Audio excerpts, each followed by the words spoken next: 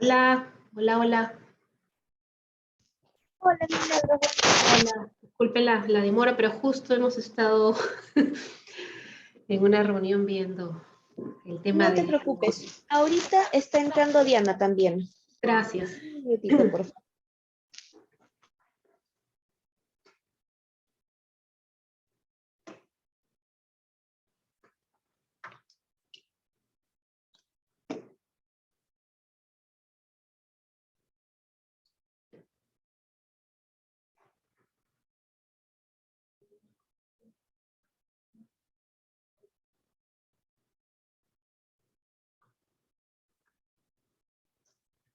Para Percy, ¿dónde está Percy? Percy.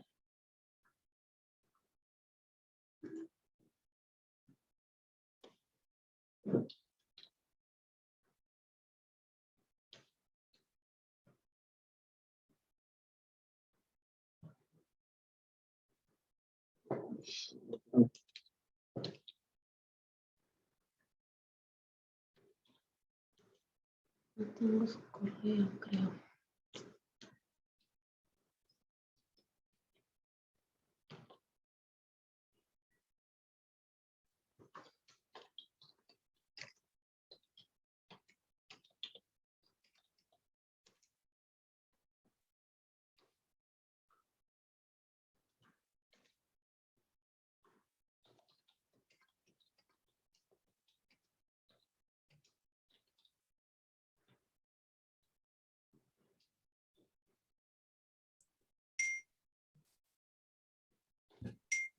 ¿Qué tal, Milagros? Buenos días. Qué gusto Hola, ¿qué verte. tal? Sí, Disculpa la reprogramación, pero justo estábamos viendo el tema de la...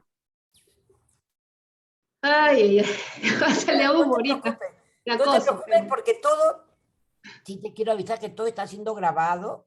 ya, La ok. grabación digamos, la estamos haciendo desde el Zoom de la Universidad de Santa Cruz.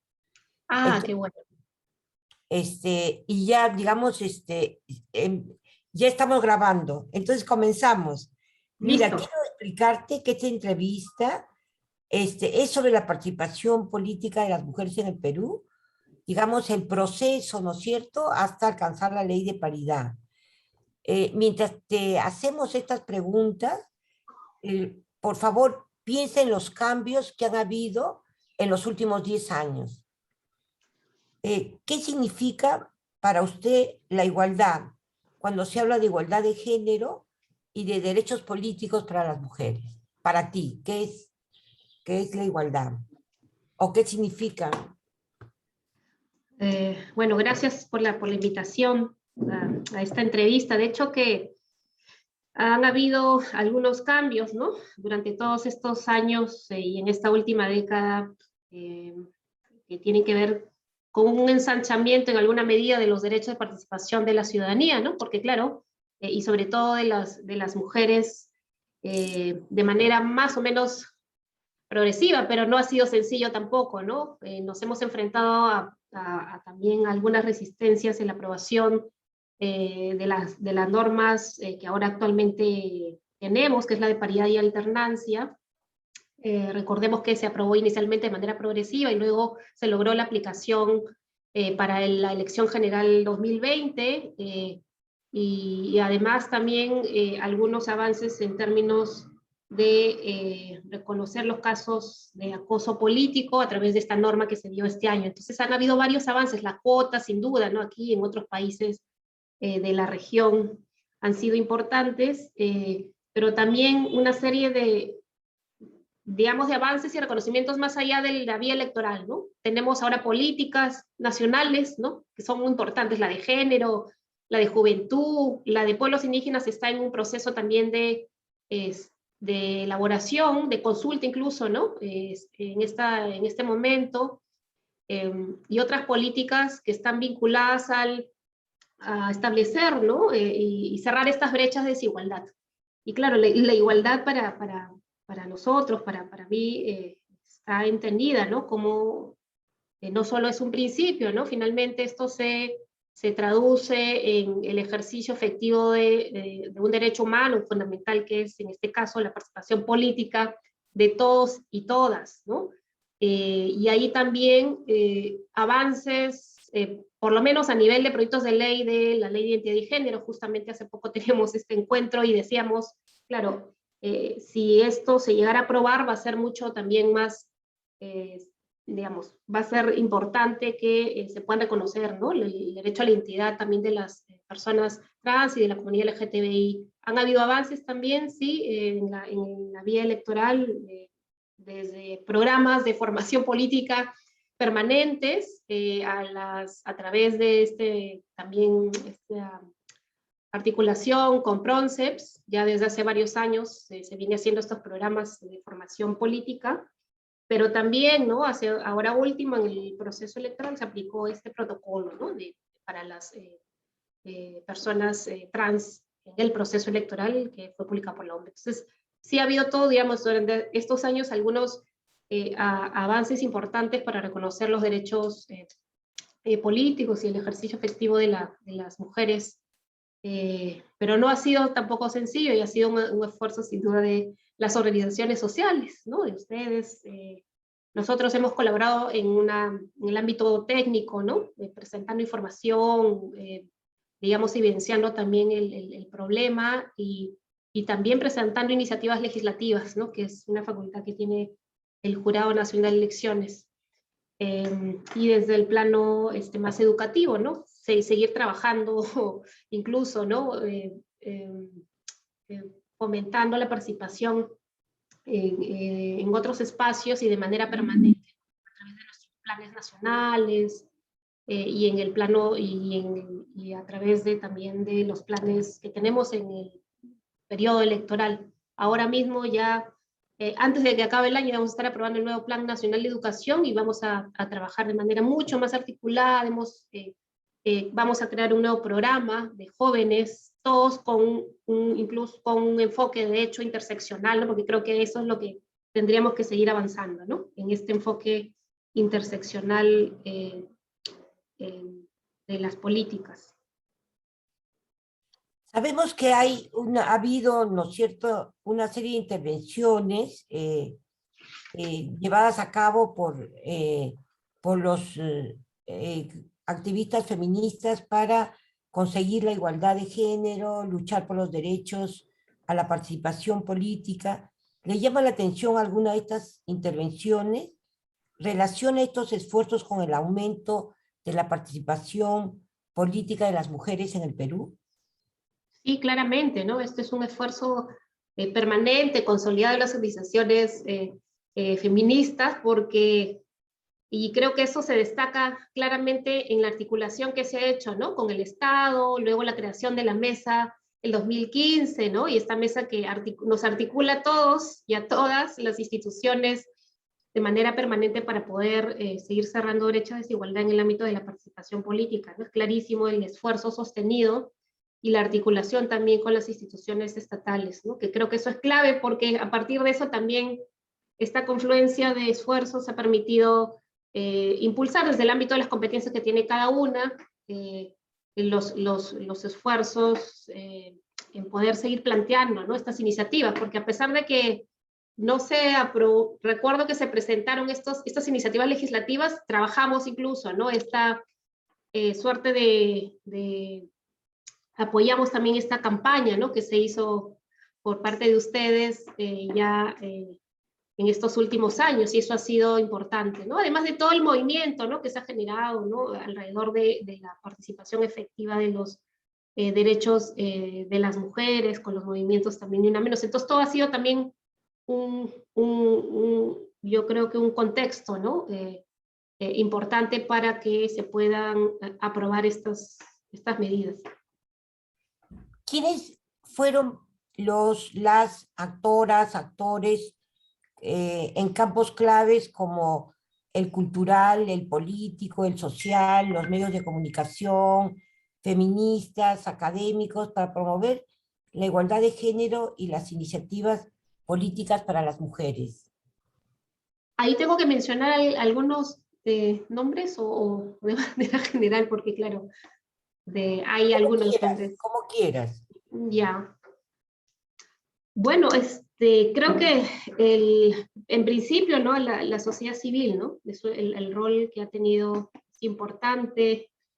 Flora Tristán, Manuela Ramos, sin duda, ¿no? El tuyo, Diana, yo creo que todos reconocemos el liderazgo que ha habido de este proceso y de la campaña que se ha liderado, que ha sido una campaña sostenida, potente y articulada, ¿no? Creo que esas tres cualidades claves para la aprobación de la paridad y alternancia, también Lisbeth, sin duda, en Manuela Ramos, Calandria, ¿no? También hemos estado trabajando desde hace muchos años también con Calandria, desde los medios, o de la Asociación de los Medios de Comunicación. También han habido algunas personas, sin duda, comprometidas con la igualdad, ex ministras también, ¿no? Que se sumaron a esta campaña, y de hecho desde el Congreso, ¿no? Congresistas que pudieron llegar a ciertos consensos también, ¿no? Porque de todas maneras esa aprobación inicial fue un logro importante, aun cuando haya sido progresiva, llegar a este consenso internamente en el Congreso por parte de Marisa, Indira, fue creo que clave, y de otras congresistas también que estuvieron. Gino Costa, lo recuerdo también en esta discusión del Congreso, ¿no? Que fue importante también su participación, porque no solamente son mujeres, sino algunos también hombres comprometidos, ¿no? Como los llamados los hombres comprometidos por la igualdad, han habido varios, ¿no? Y han estado presentes en varias de las mesas que se organizaron para la aprobación de la norma, ¿no? Entonces, sí, ha habido un esfuerzo importante, y creo que ese ha sido también el éxito de la campaña, de poder abrir, ¿no? esta discusión, esta reflexión, y no circunscribirla solamente a ciertos ámbitos, ¿no? Se ha tratado, la campaña ha intentado aperturar, ¿no? Abrir estos espacios para una discusión mucho más amplia con otros sectores de la sociedad civil, incluyendo, de hecho, al Estado, ¿no? ¿Qué periodo de tiempo fue significativo para el reconocimiento de los derechos políticos y la paridad?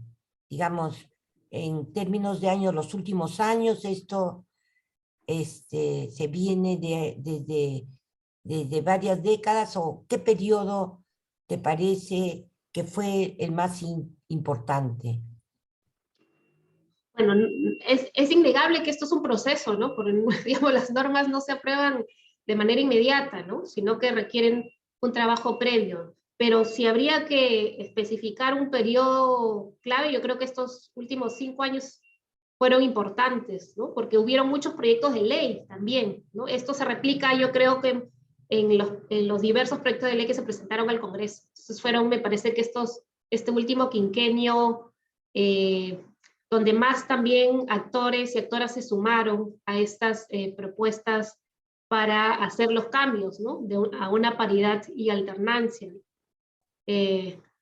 Eso yo creo, ¿no? Estos últimos años fueron claves y sostenidos además, ¿no? Con campañas, con trabajos también de investigación, ¿no? En fin, que sumaron a este esfuerzo. ¿Cómo fue el trabajo parlamentario en el Congreso? En estos congresos que llevaron a los cambios en la paridad. Bueno, yo creo que se ha trabajado de manera, con una estrategia, ¿no? Una estrategia que se planteó, ¿no? Recordemos que en estos espacios, en el espacio de la mesa de participación política, se diseñó más o menos esta estrategia de trabajo, ¿no? El Ministerio de la Mujer también ahí ha jugado un papel importantísimo, sin duda, desde la articulación, pero también desde incluso la presentación de propuestas, aun cuando recordaron también que SDU no llegó a aprobarse, pero claro, han habido esfuerzos concretos también para la aprobación en este caso, del acoso político, la paridad y alternancia, pero también desde las diversas comisiones o congresistas, ¿no? De manera más específica ahí. Nosotros, claro, hemos tenido una participación más del ámbito técnico, ¿no? Hemos estado también presentes en las reuniones y la discusión que hubo de la paridad, pero ha sido, claro, un apoyo institucional desde el ámbito técnico, porque consideramos que los derechos políticos tienen que ser garantizados, ¿no? Para todas las unidades y sobre todo para las mujeres en nuestro país. En su opinión, ¿cuáles fueron las mejores prácticas y las lecciones aprendidas para conseguir la paridad en nuestro sistema electoral? Si habría que decir algo, creo que es una muy buena práctica, ¿no? Esto que se hizo en la campaña puede ser extrapolable en cierta medida a otros espacios, otros países, porque creo que ha habido un esfuerzo desde diversas líneas, ¿no? La línea de trabajo en el Congreso, ¿no? De incidencia en el Congreso, pero otras líneas que tienen que ver con presentar evidencias, ¿no? Por un lado, este trabajo de incidencia en el Congreso, por otro lado, el trabajar a través de estudios, presentar evidencias que fortalezcan las iniciativas legislativas, y luego este trabajo más amplio, ¿no? Con otros sectores de la sociedad civil. Creo que han sido claves estas líneas que se trabajaron, y esta articulación entre varias de las instituciones claves que tienen que ver con la participación política de las mujeres, ¿no? Y sostenido sobre todo, ¿no? Porque creo que no ha habido ningún momento en que se haya dejado, ¿no? De impulsar estos temas durante estos últimos años.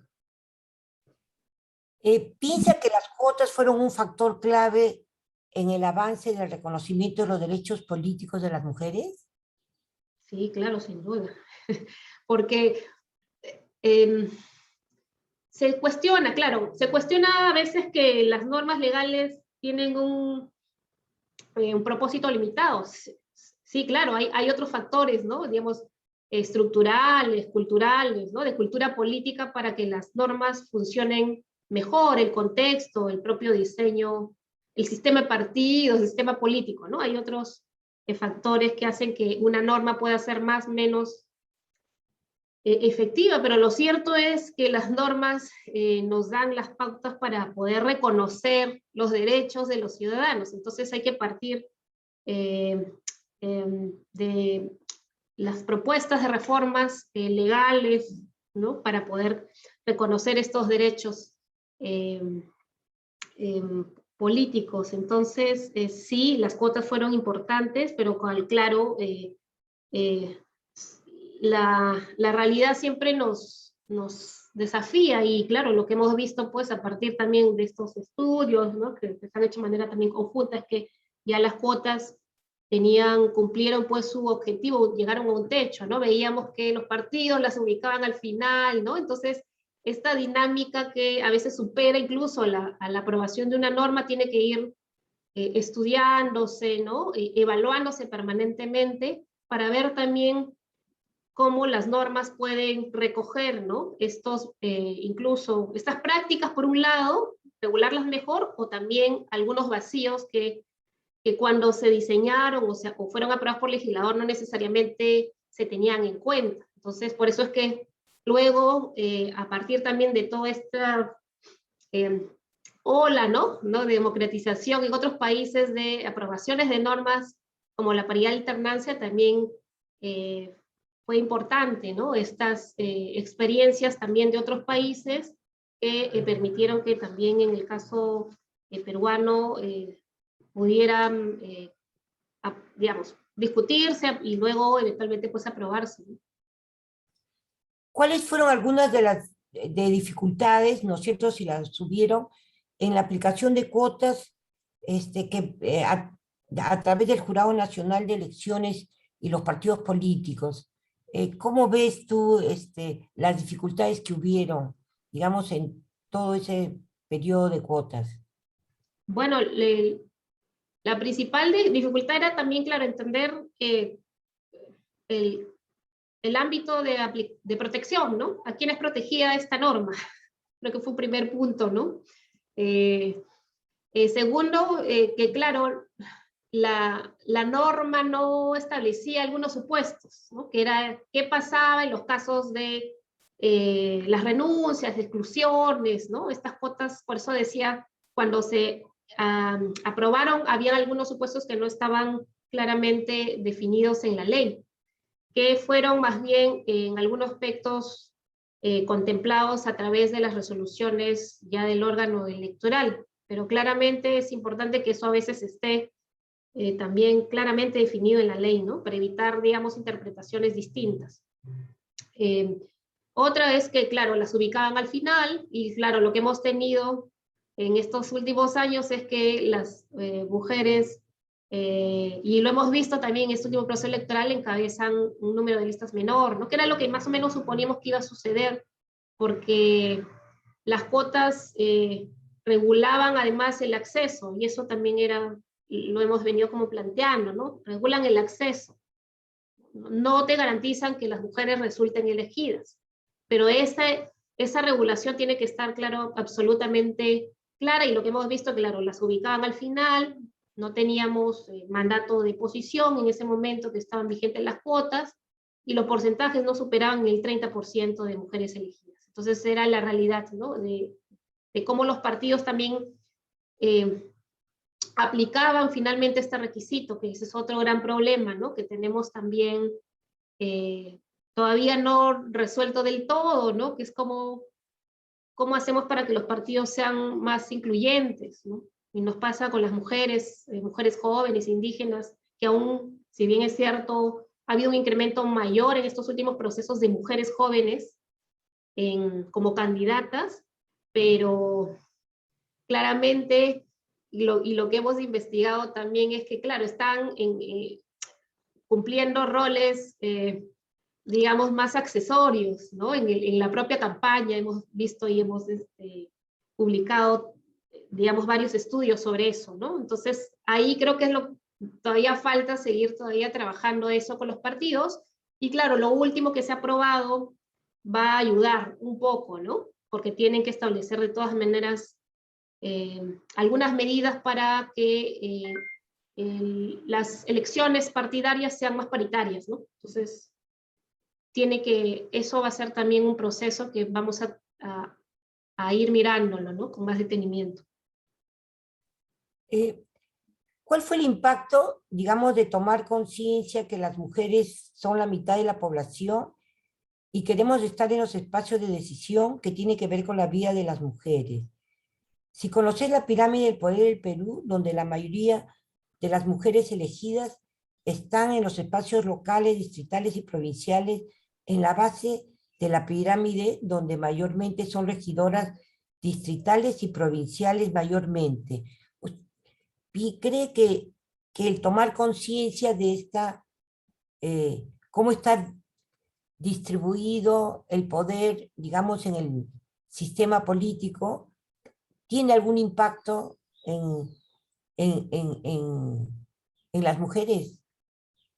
Sí, claramente, ¿no? Porque es asimétrico, ¿no? Porque igual lo vimos en la discusión para la aprobación de la paridad y la alternancia, ¿no?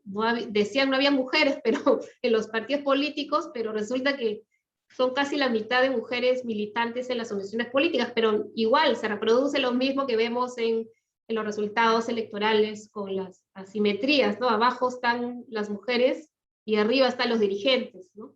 Aquí están ocupando, claro, de todas maneras es importante la representación de las mujeres en los cargos, en las listas de regidores, pero no están ocupando los puestos de alcaldía, porque también la cuota en ese momento se aplicaba solamente a la lista. Recuerden que la norma está diseñada para que la cuota se aplicara a la lista y no a la cabeza de lista. Entonces también ese es un impacto del diseño, y también digamos, de las dinámicas un poco inclusivas, ¿no? De los partidos políticos al momento de hacer la selección de los candidatos y candidatas.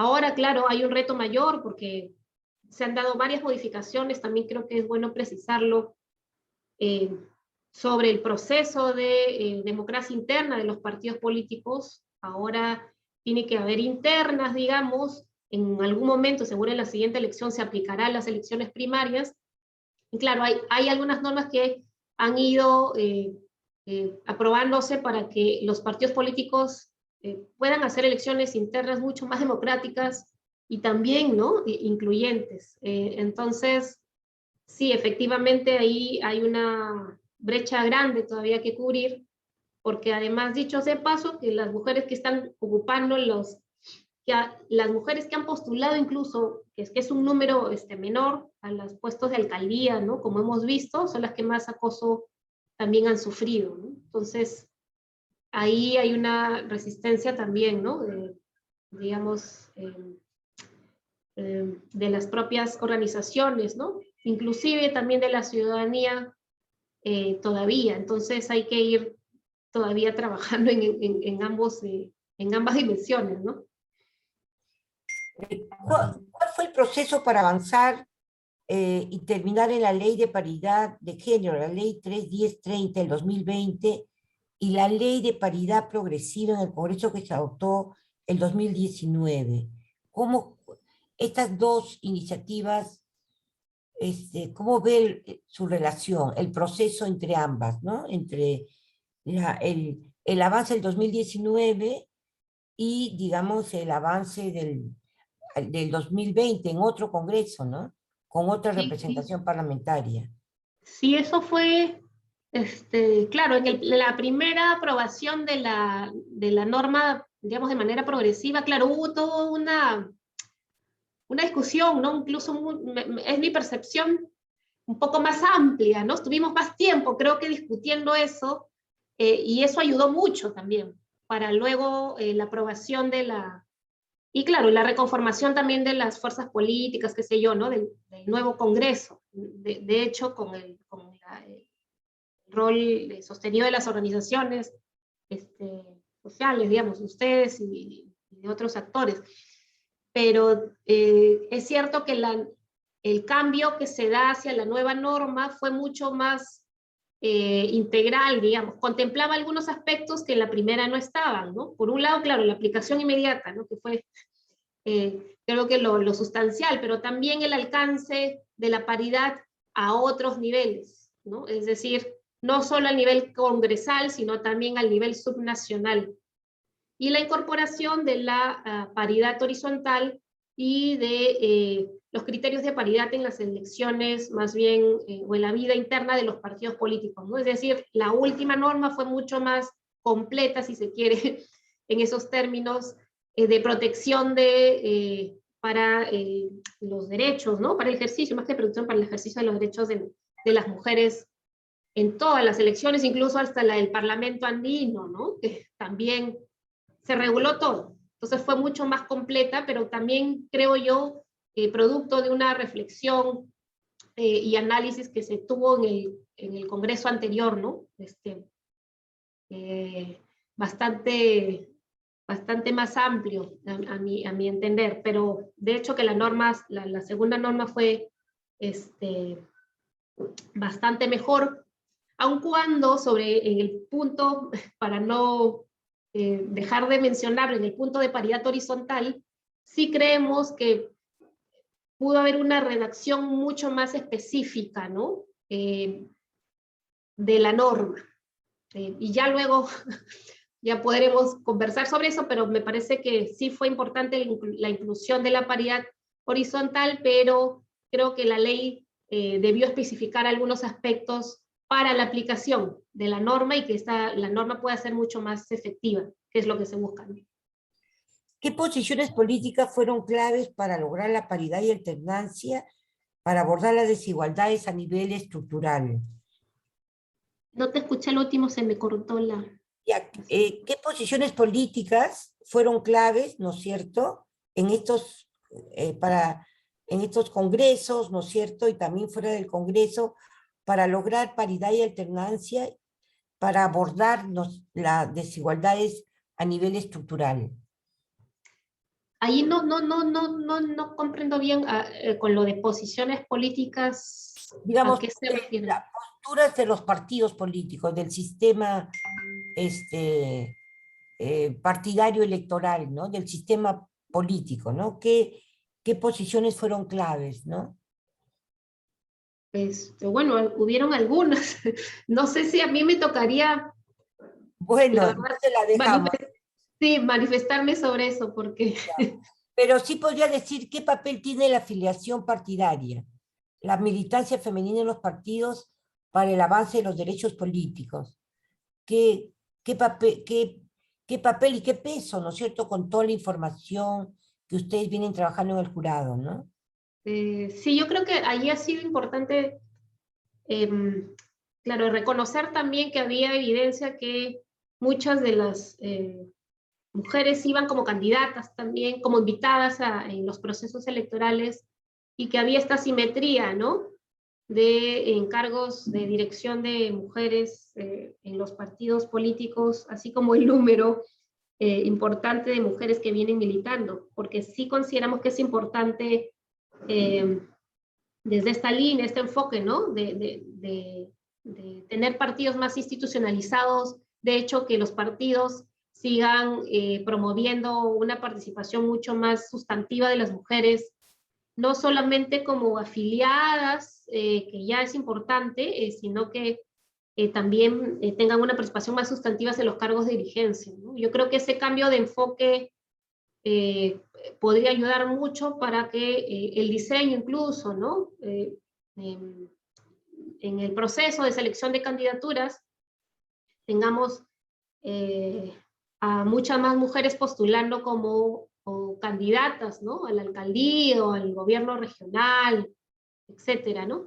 Bueno, ahora, de hecho, con la paridad horizontal, los partidos tendrían esta obligación, digamos, este requisito que tienen que efectivamente cumplir, pero claro, es un proceso, ¿no? Digamos, son cambios también que se van a tener que ir dando eh, paulatinamente con las otras normas que están conexas, ¿no? Que tienen que ver con estas medidas que tienen que introducir para su vida interna de estos criterios de paridad, pero también las otras normas que se han introducido para ir frenando, ¿no? Los casos, situaciones de acoso político contra las mujeres, que tienen que establecerlas en sus estatutos partidarios, como la norma lo ha dispuesto. ¿Qué se gana o se pierde al identificar explícitamente los objetivos políticos y la defensa de los derechos políticos de las mujeres como feministas? Ay, disculpa, Diana, estoy con la señal media, no te escuché lo Sí, último. no, es una pregunta ya de tu percepción, ¿no? Digo, ¿se gana o se pierde al identificar los objetivos políticos y la defensa de los derechos políticos como feministas, como es el caso de Flora, Manuela, la campaña Somos la Mitad, queremos paridad sin acoso? ¿Ganamos o perdemos? Ganamos, sin duda, no hay discusión, ¿no? Porque creo que todos consideramos que una sociedad es más democrática si incluye a todos y todas, ¿no? Incluso eh, con diversas orientaciones de género, porque no nos olvidemos también, ¿no? De otros sectores de la población, mujeres indígenas, con los cuales también el jurado ha ido trabajando, ¿no? Tratando de también fomentar en la ciudadanía una mayor comprensión, ¿no?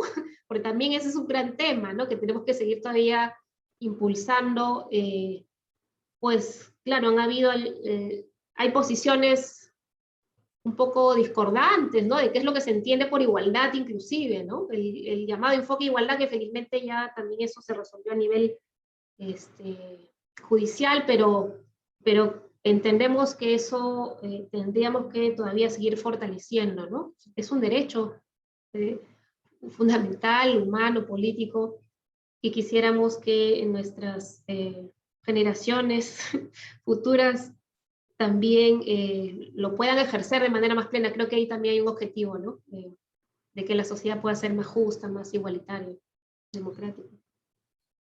Eh, Acá hay una parte que era, que considera importante agregar en su experiencia, pero yo antes de que tengas esa última pregunta, yo quisiera preguntarte sobre la cuota o el cupo indígena, ¿no? Que ha sido importante, es un proceso que el Jurado Nacional de Elecciones ha acompañado, ¿no?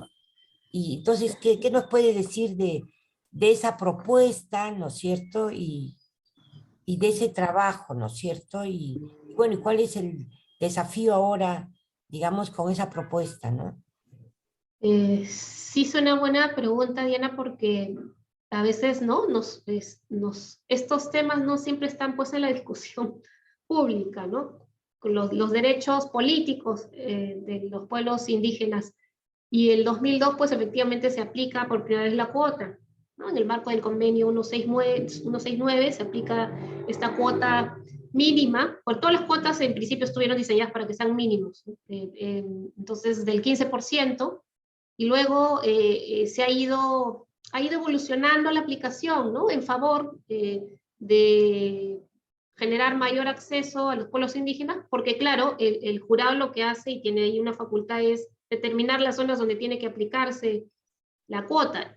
Y lo que se hizo fue articular con el Ministerio de Cultura, luego el Viceministerio de Interculturalidad, recuerden que luego se crea el Viceministerio de Interculturalidad, no estaba esta instancia cuando se aplica por primera vez, y el jurado lo que hacía era tomar como base de información a las direcciones regionales agrarias de la existencia o no de las comunidades nativas, pueblos indígenas, etcétera, como estaba ya regulada en la Constitución.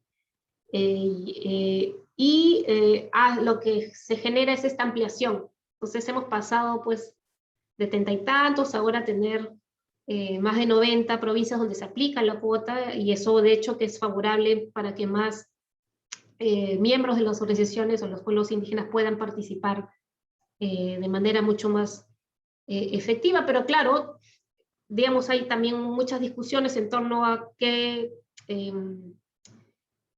la efectividad o no, ¿no? De esta cuota, la fragmentación que podría generar en las propias organizaciones indígenas, ¿no? Los usos y costumbres que tienen las organizaciones, de cómo hacen ellos política, digamos, o ejercen la política también en sus ámbitos locales. Entonces sí, han habido algunas discusiones que hemos tenido, y el año 2016 el jurado lo que hace es crear un grupo de trabajo de manera permanente. Entonces se da, digamos, un poco este salto, que da solo aplicar la cuota, sino que se crea un grupo de trabajo con las organizaciones de alcance nacional para que en ese grupo podamos discutir, ¿no? Estos temas de la aplicación, de qué podemos hacer en el ámbito normativo, en el ámbito educativo, seguir trabajando programas y diseñarlos con ellos mismos, que ellos también nos planteen algunas necesidades también que tienen para la formación o para la capacitación. Y es que se presenta este proyecto de la cifra repartidora diferenciada en el año 2017, ¿no? Que no fue aprobado, ni siquiera hubo quórum en el Congreso. Recuerdo haber ido ese día a la comisión y no hubo quórum, y no se pudo discutir este proyecto de ley importante, ¿no? Para poder generar más participación y representación inclusive de los pueblos indígenas en los gobiernos regionales, que es donde nosotros hemos identificado mayor subrepresentación de los pueblos indígenas, a diferencia más bien del ámbito más provincial, que es el alcance que tiene la cuota actualmente. Entonces, sí, todavía hay desafíos ahí, por un lado desde el ámbito normativo, pero también desde el ámbito más educativo, ¿no? Entonces está pendiente la reforma ahí, desde generar algún mecanismo en el ámbito nacional y mejorar la efectividad de la cuota en el ámbito subnacional. ¿Qué consideras importante agregar en tu experiencia a este largo camino, ¿no es cierto?, por conseguir la paridad, irla mejorando, y también el acoso político, el reconocimiento del acoso político? ¿Qué agregarías con esta experiencia que tú tienes como parte del Jurado Nacional de Elecciones en el Perú? Mm, Bueno, siempre pueden haber muchos aspectos, ¿no? que podrían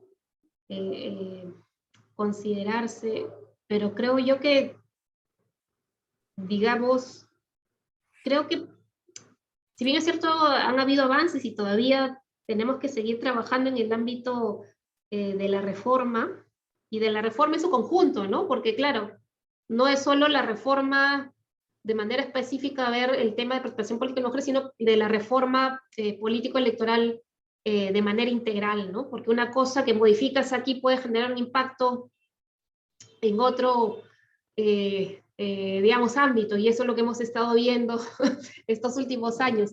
Entonces nosotros sí apostamos un poco, y también mi perspectiva personal, que haya una reforma, una discusión mucho más integral, ¿no? De qué es lo que queremos reformar, cuáles son los temas prioritarios. Han habido ya algunos esfuerzos anteriores, de hecho, por parte de sociedad civil, ¿no? Del Ejecutivo, del propio jurado, pero creo que eso es un tema pendiente, ¿no? En algún momento también podemos tener un código electoral donde todos y todas puedan saber cuáles son las normas que van a regir, ¿no? En el caso de los procesos electorales. Pero también, claro, hay otros eh, desafíos y temas pendientes que van más allá de lo normativo, ¿no? Que tiene que ver con este trabajo sostenido desde la edad temprana. Y ahí coincidimos un poco con el esfuerzo que han hecho, ¿no? Que ha hecho sociedad civil por plantear claramente, ¿no? La pertinencia y la existencia del enfoque de género, ¿no? En el sector escolar, porque creemos también importante que desde la edad temprana se puedan ir trabajando estos temas, sensibilizando, generando las habilidades, ¿no?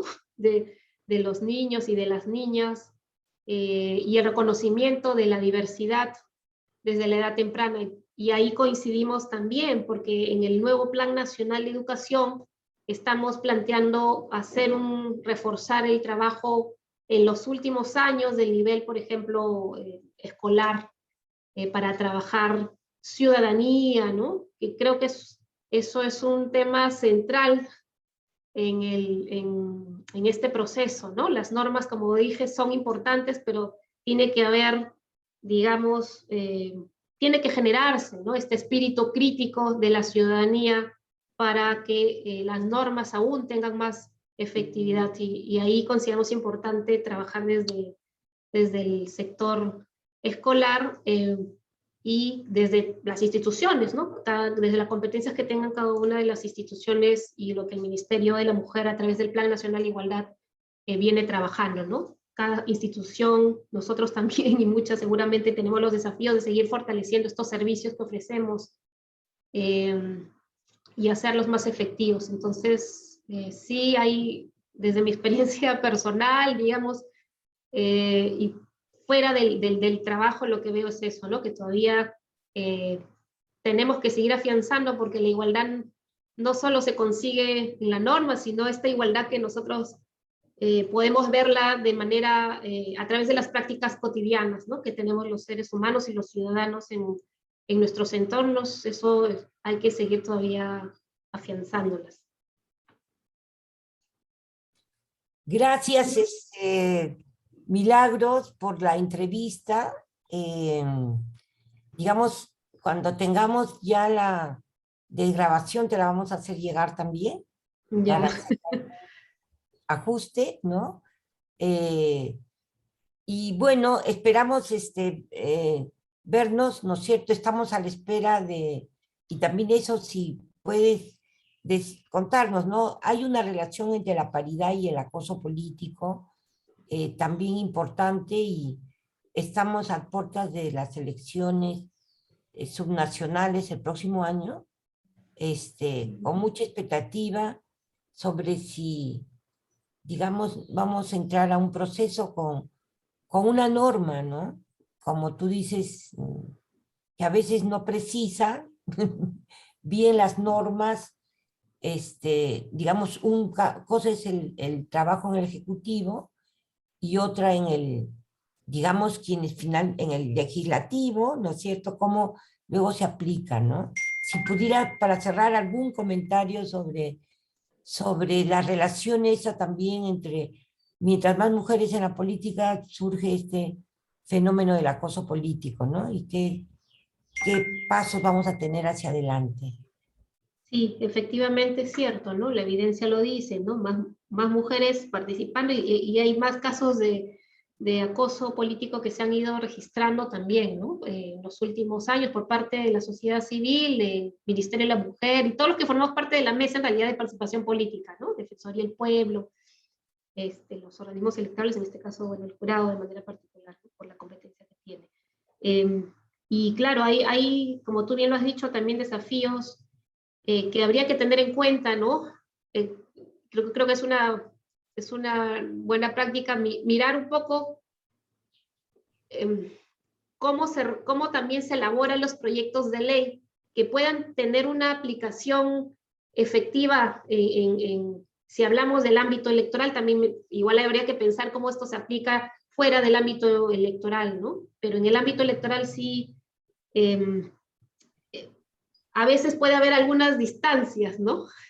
Entre lo que el legislador finalmente aprueba y lo que puede ser jurídicamente posible, ¿no? En la reglamentación. Entonces sí hemos visto en general que hay pueden generarse algunos desafíos también para los órganos electorales cuando las normas no están definitivamente claras, ¿no?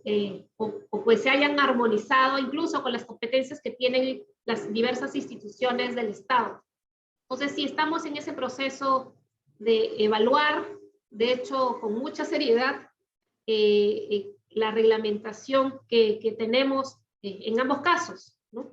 Tanto en la paridad y la alternancia como el acoso político, que es algo también relativamente nuevo, y nosotros hemos incluso estado teniendo algunas coordinaciones con experiencias en otros países y no es lo mismo, ¿no? No es lo mismo la aplicación que podamos hacer en Perú que la aplicación que se va a hacer o que ya se hizo en México o en Costa Rica. Entonces, sí pueden haber algunos elementos en común, pero claramente los diseños electorales no son los mismos y por eso mismo el impacto también. Entonces, sí consideramos que de repente en algún momento también sea importante hacer algunos ajustes, ¿no? A las normas que han sido aprobadas para mejorar inclusive, ¿no? la aplicación de estas normas en favor, de hecho, de las mujeres. Eso es lo que hemos observado, pero eso no quiere decir que no sean claramente normas que favorezcan nuestra participación y o representación. Sí, de hecho que es un gran logro histórico, ¿no? Que nos pone un poco incluso a la vanguardia de muchos otros países de América Latina. Gracias, Milagros, por la entrevista. Estamos pronto en comunicación contigo. Gracias. Es la entrevista Milagros Suito.